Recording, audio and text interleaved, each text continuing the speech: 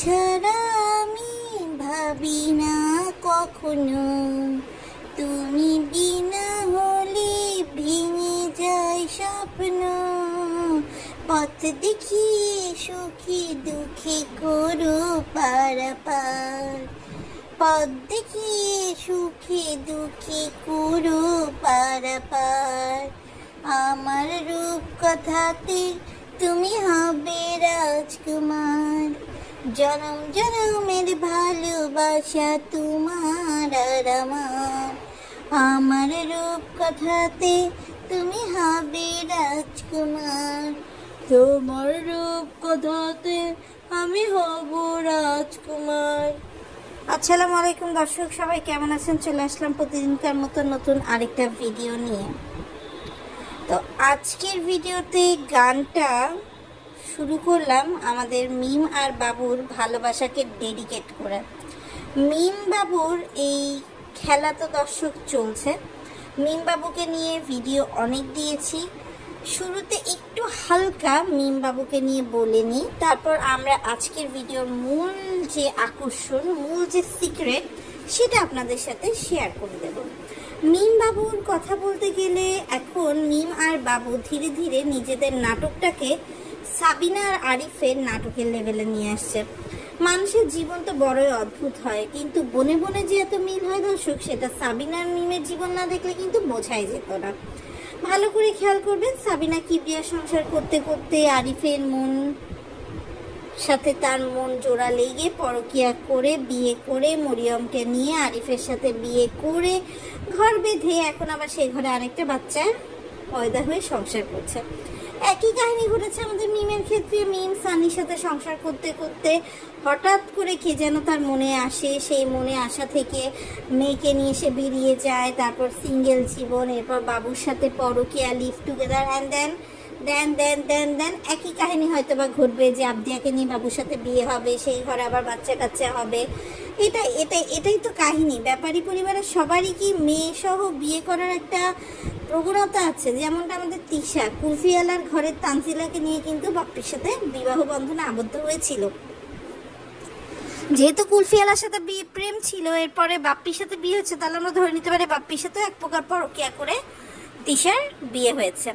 একই কথা যদি বলি আমি, বড় ভাবি রেশমা, তার মেয়ে রুহি ছিল, তাকে নিয়ে পরকিয়া করে চলে গেল। এখন মিজানের বউ খুকি, এটা প্রথম বউ, দ্বিতীয় বউ না তৃতীয় বউ জানি না, খুকি কিন্তু পরকিয়া করে তার শ্বশুর বাড়িতেই আছে। কেননা খুকির পরকিয়া কিন্তু তার ভাসুর শাহিনের সাথে, তার দাদা বদ্দার সাথে। তো যাই হোক দর্শক, ব্যাপারী পরিবারের হয়তো বা টেকনিক্যাল কোনো ফল্ট আছে, যে কারণে আসলে এরকম ঘটনা ঘটে। কোন সময় দেখবেন আবার কোহিনুরের প্রেম বের হয়ে যাবে, না তো করিম ব্যাপারীর প্রেম বের হয়ে যাবে। তো এদের প্রেমের দিন আসলে দর্শক শেষ। এখন প্রেমের দিনে হচ্ছে বাংলাদেশ, হচ্ছে আপনার মিম আর বাবু। তো বাবু এখন তার ইউটিউব চ্যানেলটাকে দাঁড় করিয়েছে। তার ইউটিউব চ্যানেলটা দাঁড় করানোর পেছনের অন্যতম রিজন হচ্ছে মিম আর বাবু যখন ভিডিওতে সামনাসামনি এসেছে, তখন বাবুর এখনো যোগ্য না মিমের, এরকম একটা কথা আমরা মিমের কাছ থেকে শুনেছি। এবং তার সাথে এটাও শুনেছি যে আপনার মিম আপনার চাই যে বাবু হচ্ছে আরেকটু নিজেকে স্টাবলিশ করুক, এবং স্টাবলিশ করে সেই রকম শক্তি সামর্থ্য জুগালে তখন সে হচ্ছে বাবুকে বিয়ের কথা ভাববেন। এখন দর্শক দেখেন, একজন পুরুষ মানুষের শক্তি সামর্থ্য তো দুই রকম হয়। একটা হচ্ছে শক্তি মানে পেশি শক্তি, আর একটা হয় সামর্থ্য মানে টাকার সামর্থ্য। তো মিমের যদি একটা পুরুষের কাছ থেকে পেশির শক্তি আর টাকার সামর্থ্যই লাগতো তার জীবনে, তাহলে সানি কোথা দিয়েও কিন্তু কম ছিল না। কেননা আমরা দেখেছি যে ধরেন কিবরিয়া বা সাবিনার ক্ষেত্রে আমরা হয়তো বা কোনো ব্লগ ছিল না, দেখি নাই, বা তিশা কুলফিয়ালার ক্ষেত্রেও দেখি নাই, কিন্তু আপনার মিমের ক্ষেত্রে মিম যে চ্যানেলটা চালাচ্ছে, এটার অর্ধেকের বেশি ভিডিও একটা জুড়ে কিন্তু সানি মিম, তাদের সংসার, তাদের ভালোবাসা, তাদের প্রণয়, তাদের পরিণয়, তাদের ভালোবাসার ফসল আবদিয়া এগুলো কিন্তু দর্শক আছে। এখন দর্শক আমি যদি আরেকটু ডিপলি যাই যে আসলে সানির মধ্যে কি ছিল না যেটা বাবুর মধ্যে আছে। আর শুধু বাবু কেন, আমরা যদি একটু দর্শক অ্যানালাইসিস করি, একটু যদি অতীত ঘাটি, মিমের উত্থান বা পতন যদি দর্শক আমি বলি, আপনারা ভালো করে খেয়াল করবেন। মিম ব্যাপারী পরিবারের ছোট মেয়ে, খুব ধুমধামে সানির সাথে তার বিয়ে হয়েছে। বিয়ের পর সে ঢাকায় সানির সাথে সংসার করেছে। এরপর আবদিয়া যখন তার পেটে এসছে, সে বাপের বাড়ি আসছে, এবং ঠিক এই টাইমটাতেই কিন্তু মিমের একটা আমূল পরিবর্তন এসেছে। কেননা তার আগ পর্যন্ত যদি আপনারা ভালো করে দর্শক ভিডিও খেয়াল করেন, দেখবেন তখন কিন্তু সানি মিমের খুব ভালো সম্পর্ক ছিল। যখন থেকে মিমের যে ননাস আর যে নন্দাই, সেই ননাস যখন থেকে মারা গেল, যখন থেকে মিমের উপর মিমের শ্বশুরের দায়িত্ব চলে আসলো, তখন থেকে কিন্তু মিম পুরো চেঞ্জ, এবং তখন থেকেই কিন্তু অশান্তির একটা দানা বাঁধা শুরু করেছে।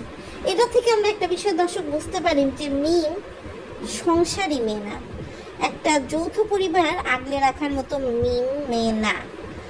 কারণ আপনি নিজে দেখেন, ব্যাপারী পরিবারে নিজের ভাই ভাবিদেরকে সে পছন্দ করে না, বেশি লোক তার পছন্দ না, সে শুধু নিজেরটা বোঝে। নিজের আপন মেজ বোন সিজারে গেল, তার বাড়ি ঢাকাতে থেকে গেল, তার কাছে একটুকু টাইম হয় না যে একটু ভাত ডাল সবজি নিয়ে যাবে। অথচ এই সাবিনা তার যেমন আপন বোন, এই আরিফের সাথে কিন্তু আগে মিমেরই বন্ধুত্ব ছিল।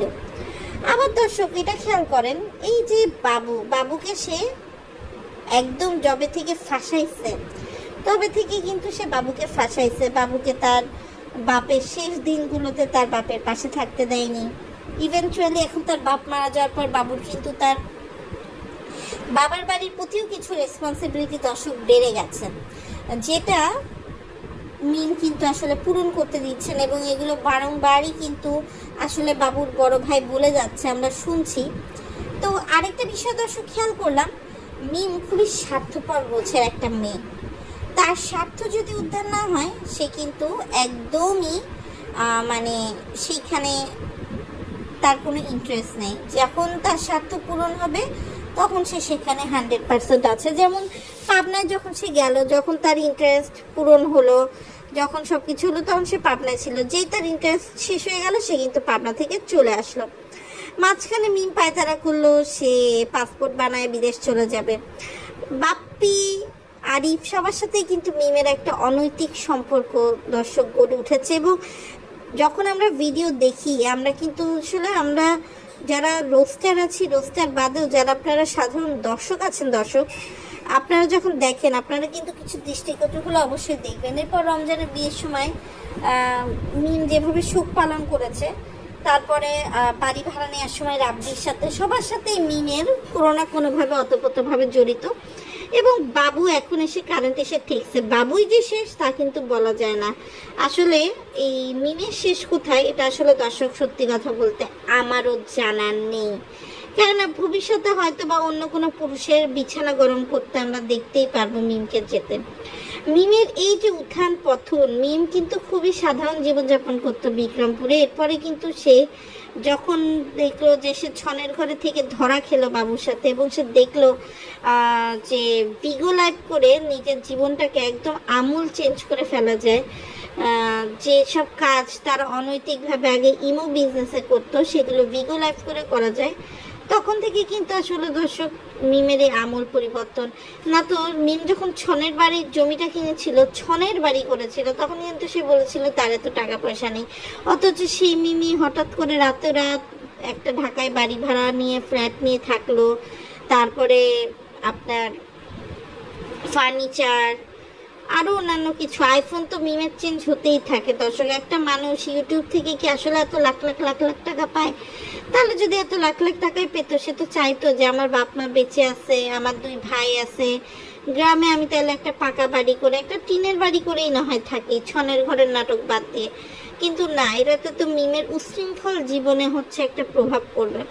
একইভাবে বাবু কিন্তু নাটক করে একটু ভিডিওর ভিউ বাড়ানোর জন্য কিছু সস্তা সিল্কের শাড়ি আমাদের মিমের জন্য নিয়ে এসছে, এবং মিম কিন্তু জানে, কিন্তু সে এমন একটা নাটক করতেছে সে জানেই না। এরপরে মিম সেই বাবুর দেয়া উপহারটা না খুলে আগে তার মেয়ের জন্য একটা 100 টাকা দামের ক্লে সেট নিয়ে আসছে। সেই ক্লে সেট দেখাচ্ছে, মানে সে দর্শককে বোঝাতে চাচ্ছে আমার কাছে হচ্ছে আমার মেয়ের প্রায়োরিটি বেশি। আরেকটা বিষয় দেখলাম, বাবু কিন্তু এখন আসলে দিন রাত মিমের বাড়িতেই থাকে, মিমের চামচামি করে, মিমের ট্রায়াল বেসিসে মিম আসলে বাবুকে ব্যবহার করছে। মোট কথা বাবু যদি পাস করে তাহলে হয়তো বা তারা আগাবে, আর যদি ফিল করে তাহলে বাদ। আর দর্শক আসলে সেদিন বেশি দূরে না, হয়তো বা আমরা কোনো একটা খারাপ সাইটে মিম বাবুর ভিডিও দেখবো যেটা তারা টাকা উৎপাদনের জন্য করছে। কেননা ব্যাপারী পরিবার দর্শক আসলে এত নিচু এরা টাকা পয়সার জন্য যে কোনো কিছু যে কোনো সময় করে ফেলতে পারে। তো মিম কিন্তু দর্শক আপনারা ছবিগুলো খেয়াল করলে ভালো করে দেখবেন, সে কিন্তু প্লাস্টিক সার্জারি করেছিল। মিমের ঠোঁট যে ঝুলে যাওয়া ঠোঁট, সেই ঠোঁট কিন্তু এখন আমূল পরিবর্তন। আমি আপনাদের সুবিধার্থে মিমের আগের একটা ছবি অ্যাটাচ করে দিয়েছি। এটা নিয়ে বিস্তারিত আমাদের পরবর্তী পর্বে থাকবে দর্শক। আজকে যে ছবিটা দিয়ে গেলাম, কোথা থেকে মিম প্লাস্টিক সার্জারি করেছে, কোন ডাক্তার, কত কি টাকা, কোন সালে করেছে না করেছে, সব কিছু নিয়ে বিস্তারিত নেক্সট ভিডিওতে থাকবে। আশা করব আপনারা আমার ভিডিওটা বেশি বেশি করে লাইক সাপোর্ট করে দিয়ে যাবেন, আমার চ্যানেলটা সাবস্ক্রাইব করবেন, ভিডিওটা শেয়ার করবেন, আর অবশ্যই কমেন্ট করে আপনার মতামত জানাবেন। আল্লাহ হাফেজ।